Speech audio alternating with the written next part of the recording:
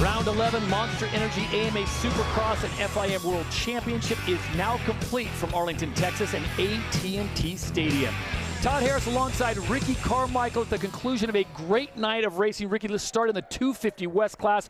What a performance, and another winner. 4 races, 4 different winners. Yeah, a lot of parity in this 250 class, and it was certainly special to watch Hunter Lawrence. And I just thought we would see something special, because you watch how well he did last week, or when we were here on Saturday, and then how well he rode in his heat race right behind Seth Hammaker. It was almost like a splitting image of what we saw Saturday, and he just made it happen. He put himself, positioned himself perfectly on that start in that main event. No question about it. Hunter Lawrence getting his first victory in the 250 main event for the West Division.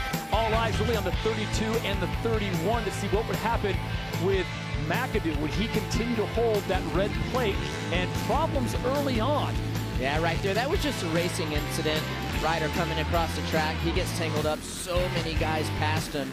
Justin Cooper goes down early. Then it's Seth Hammaker's turn, the winner of round 10. Yeah, he gets all up in the tough blocks and goes down right there. Hated seeing that from the rookie. And the battle is raging on. The pass right there, and it was a thing of beauty as Hunter Lawrence goes from 3rd to 1st. Yeah, Swole and Harrison got together, and that allowed it. Look at McAdoo, though. This is really going to hurt. He was giving out gifts like Santa Claus to guys like Justin Cooper, and the boys allows Justin Cooper to close back in the gap and points and actually get by him. And Hunter Lawrence, while all that chaos was taking place behind him, he grabs himself his first main event victory, and the emotion was just too much as he grabs a seat on some of Arlington's finest dirt.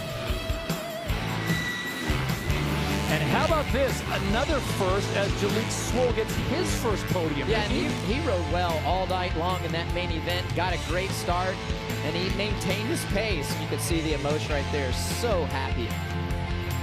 Hunter Lawrence with the big win as we take a look at the points. So 4 races, 4 different winners. Cameron McAdoo's lead is now 2 points. Hunter Lawrence in 2nd. Justin Cooper now in 3rd, 4 back. I mean, it's anybody's game from 1st to 6th. It really is. Obviously, the guys in 4th, 5th, 6th, they have a little bit more wood to chop, but this is going to be a lot of fun. I can't wait to get here Saturday. Saturday night is going to be fantastic as we check in now with Will Christien on what was a fantastic night of racing in the 250 class.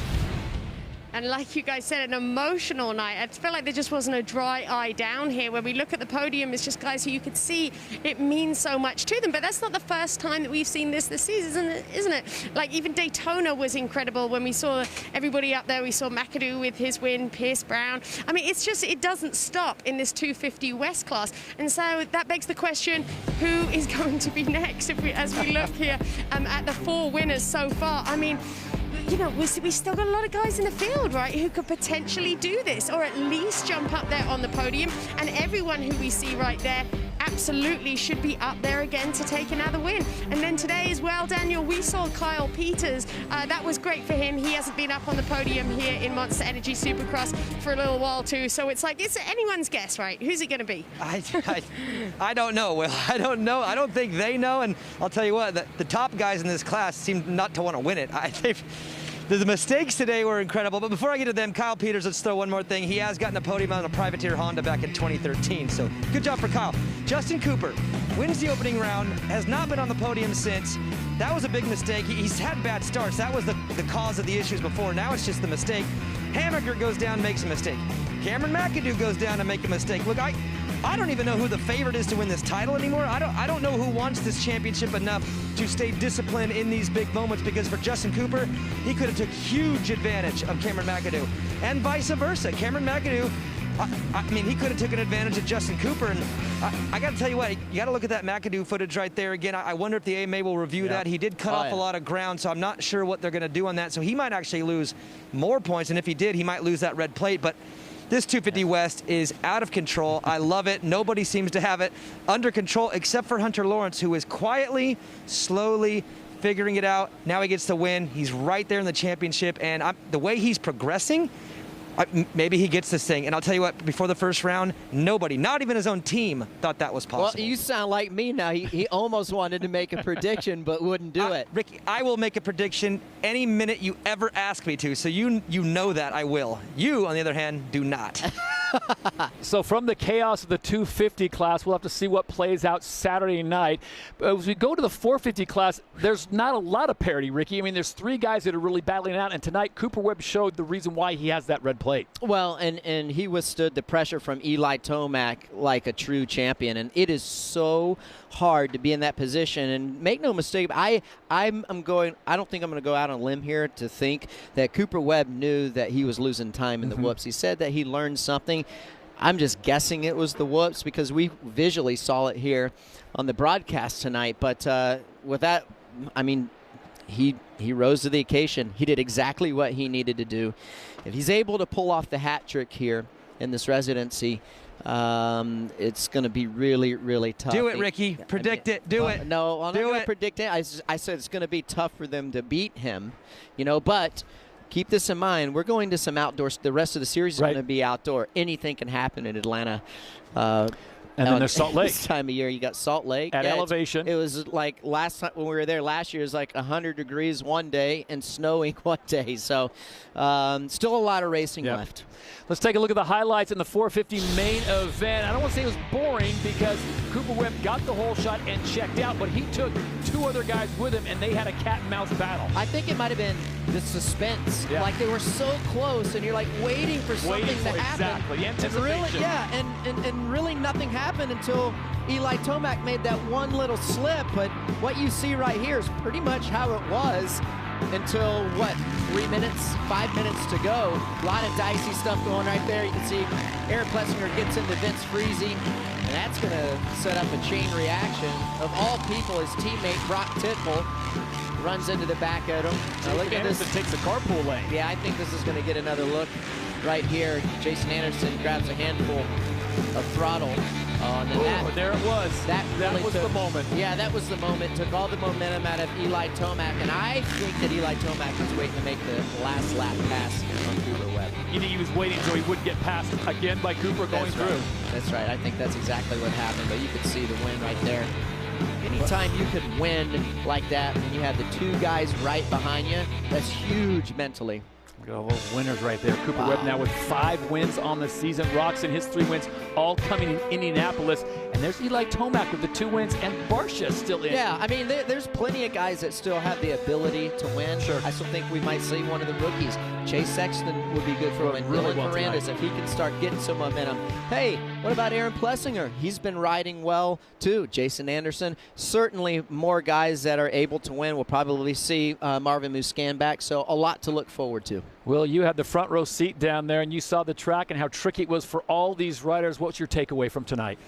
Well, honestly, Todd, I'm thinking about this whole residency setup, right? This is the 3rd one that we've had. We had Houston, Indianapolis, and now we've got this one. And it's such a curveball, isn't it, for obviously the 450s and the 250s alike. But when we look specifically at the 250 class here, you could love it or hate it depending on what situation you're in. If you're under a roll, if things are going well, like Cooper Webb, Justin Barsha, he was feeling good before he came here into Arlington. Aaron Plessinger, you said there, Ricky. If you're those guys, well, you just want to keep racing. You're like, okay, let's go Tuesday. Saturday can't come quick enough for them. But then obviously on the flip side of things too, then guys who are trying to perhaps recover from injury, well, that's a little bit more tricky. Marvin Muscan there, he's under concussion protocol.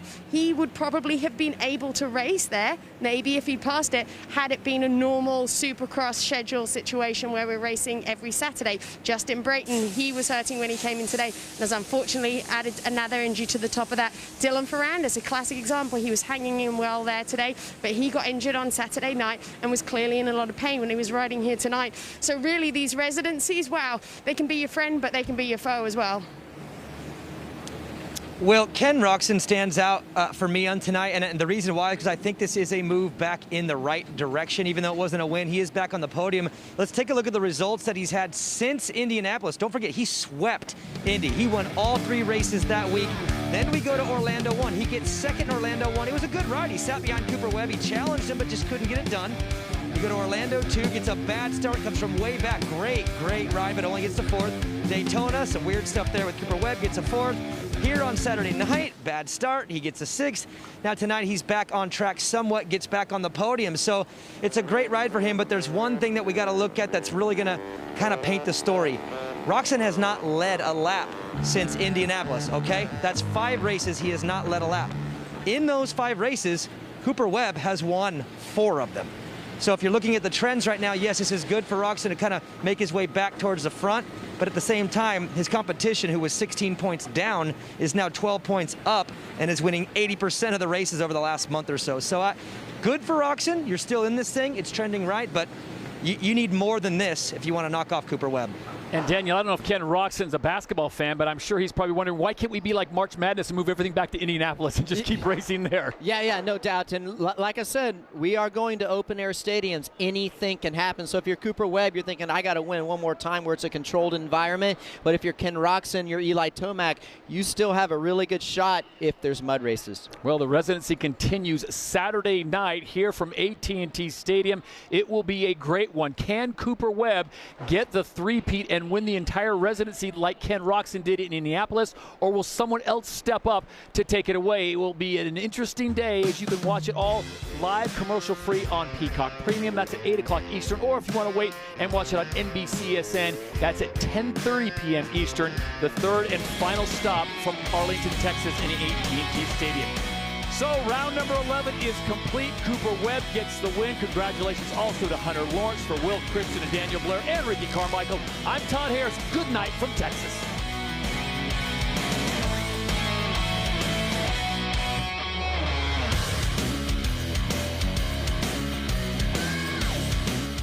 Hi, I'm Will, Christien, and thank you all so much for watching. I'm here to remind you to hit subscribe for all the latest Supercross news and highlights. And of course, don't forget to sign up for Peacock Premium. That is now the new home for streaming for all live Supercross events all season long.